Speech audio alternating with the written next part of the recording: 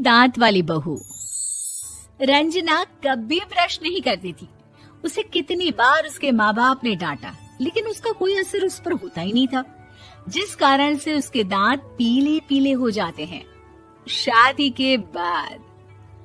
अरे बहू, वैसे तो तुझ में कोई कमी नहीं है, पर तेरे दांत इतने पीले कैसे हैं बेटा? कैसे मतलब?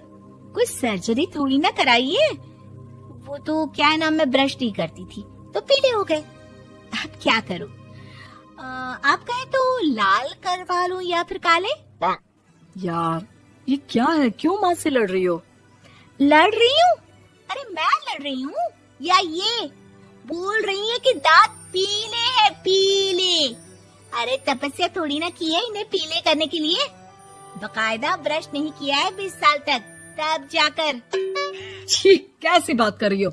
ये उस वक्त तो पीले नहीं थे जब हम लोग तुम्हें देखने आए थे। अरे तब साफ करवा लिया होगा डेंटिस्ट के पास जाकर। अब देखो कैसे पीले पीले लग रहे हैं। रंजना सास की तरफ गुस्से से देखती है। फिर शुरू हो गई पीले पीले पीले।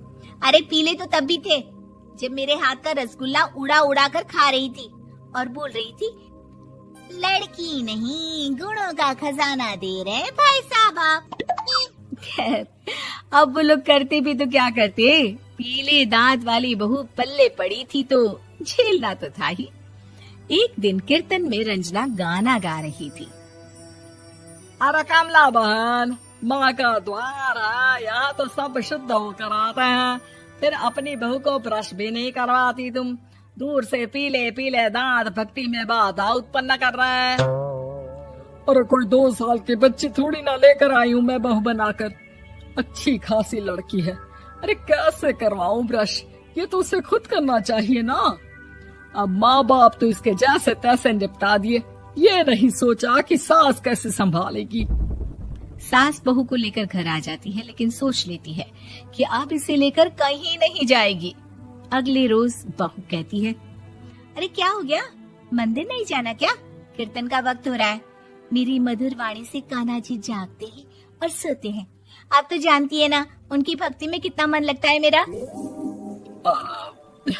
वो क्या है ना, तबीयत ठीक नहीं लग रही है मेरी, आराम करूंगी मैं। तबीयत ठीक नहीं लग रही? अभी तो मिथुन के गाने पर नाच रही थी आप, और अब बोल रही है कि तबीयत ठीक नहीं लग रही। अरे भक्ति में मन लगा लो सासू माँ, ऊपर जाना है, क्या मुंह दिखाओगी आप? हाँ? सास को बहू की बात पर गुस्सा आ जाता है। मैं क्या मुंह दिखाऊंगी, इसकी चिंता तो ना कर, समझी? अपने मुंह की चिंता कर, जो ये पीले पीले दांत लेकर हर जगह पहुंच जाती है। पता है लोग कितना मजाक बनाते हैं। ना जी ना, मैं नहीं जाना कहीं तेरे साथ। तो ये बात है, कोई ना, मत जाओ, मैं अपने कमरे में ही बैठकर भक्ति कर लूंगी। ऊपर वाला दांत थोड़ी ना देखता है, मन देखता है, भावना देखता है। और अरे बस बस, तू सब कुछ दिखा, बस ये सफेद चमकदार दांत ना दिखाना किसी को, है? जा यहाँ से। बहू को सास की बात का कोई फर्क नहीं पड़ता, वो तो जैसी थी वैसी ही रह जाती है। सुबह नहाकर किचन में खाना बनाना, फिर खाना खाना, कीर्तन भजन करना और सो जाना। एक दिन, माँ जी मैं सहेली के घर जा रही हूँ, शाम को लेट आऊंगी। हाँ हाँ तो जाना, मैंने कौन सा तेरी आरती करनी है घर पर बैठकर। रंजना सहेली के घर जाती है, जहाँ वो पार्टी में जाने की तैयारी कर रही होती है। अरे शिखा, कहाँ जाने की तैयारी कर रही है? मैं गलत वक्त पर आ गई क्या? अरे नहीं यार, उल्टा सही वक्त पर आ गया। मैंने ये साड़ी और ज्वेलरी निकाली है यार, शाम को इनके ऑफिस की एक पार्टी में जाना है। बताना कैसा लग रहा है ये सब? नहीं यार, इस ड्रेस के साथ तो वो वाली ज्वेलरी अच्छी लगेगी। हाँ हाँ सही बोल रही है, मैंने ध्यान ही नहीं दिया। वैसे तो हमेशा से मस्त फैशन सेंस रखती है। तो बड़ा जाती होगी ना पति के साथ पार्टी में। रंजना कुछ नहीं बोलती, बस सोचती है कि यार काश ये बात सही हो जाती, पर मैं क्यों नहीं जाती पार्टी में? क्या इन लोगों की कोई पार्टी होती नहीं होगी? रंजना घर आती है और रात में पति से सवाल करती है, एक बात बताइए, आप मुझे किसी पार्टी में क्यों नहीं ले जाते? क्या आपकी यहाँ ऑफिस में पार्टी नहीं होती? पति बेचारा क्या कहता कि दांत पीले हैं तुम्हारे इसलिए। अरे कोई पार्टी होती नहीं हम लोगों के ऑफिस में, तो कहाँ से लेकर जाऊं? और मार्केट, मॉल, कहीं वीकेंड घूमना, कहीं तो। अरे यार सारे हफ्ते में एक छुट्टी मिलती है, तो सोचता हूँ कि आराम ही कर लूं। क्यों? रंजना मन मार के रह जाती है। पहले कभी सास के साथ मंदिर जाया करती थी, लेकिन वो भी सास ने ले जाना बंद कर दिया। घर बैठी बैठी रंजना बोर हो जाती है। तभी उसे आइडिया आता है और वो मायके जाने का सोचती है। सासू माँ, 2 दिनों के लिए मम्मी के घर जा रही हूँ। अच्छा ठीक है, आराम से जा।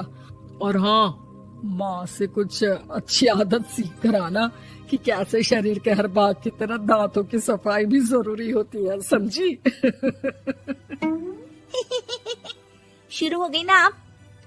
वो लोग आपकी तरह नहीं है कि छोटी छोटी बात का बतंगड़ बना दे। उन लोगों के लिए मैं मायने रखती हूँ, ना कि मेरे पीले पीले दांत।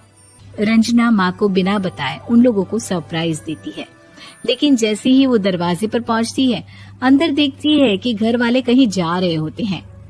अब माँ, काश रंजना दीदी के दांतों वाली प्रॉब्लम नहीं होती, तो वो भी हम लोगों के साथ चलती ना बुआ जी की बेटी की शादी में। हाँ बेटा, लेकिन अब उसे कौन समझाए कि उसको उसके पीले दांत नहीं दिखते, लेकिन उसके आसपास के लोगों को कितना एम्बैरेसिंग फील कराते हैं। मुझे तो कितनी बार उसके स्कूल की टीचर ने शिकायत की कि उसके साथ कोई लड़की बैठना भी नहीं चाहती, और ना ही कॉलेज में कोई उससे बात करना चाहता था। लेकिन पता नहीं क्यों उसे ये बात समझ में ही नहीं आती। कोई कमी नहीं है उस लड़की में, बस यही कि दांत पीले हैं। वो तो भला हो जीजा जी और उनकी माँ का, जो दीदी को जैसी है वैसे ही रखा हुआ है। रंजना को अपने घर वालों की बात सुनकर बहुत दुख होता है। वो सोचती है कि वो क्या करे, लेकिन फिर वो सीधा डेंटिस्ट के पास जाती है, अपने दांत चमकाती है और कसम खाती है कि वो रोज ब्रश करेगी। अरे क्या हो गया? तुम तो 2 दिनों के लिए गई थी ना, पर कोई ना, अच्छा है, चलो आ गई तो। रंजना सास के सामने आकर खड़ी हो जाती है और पूरी स्माइल करती है, उसके चमकदार दांतों को दिखाती हुई। हैं? चले मंदिर। माँ, मुझे माफ कर दीजिए, मैंने आप लोगों को बहुत एम्बैरेसिंग फील करवाया। मैं आज से रोज ब्रश करूंगी।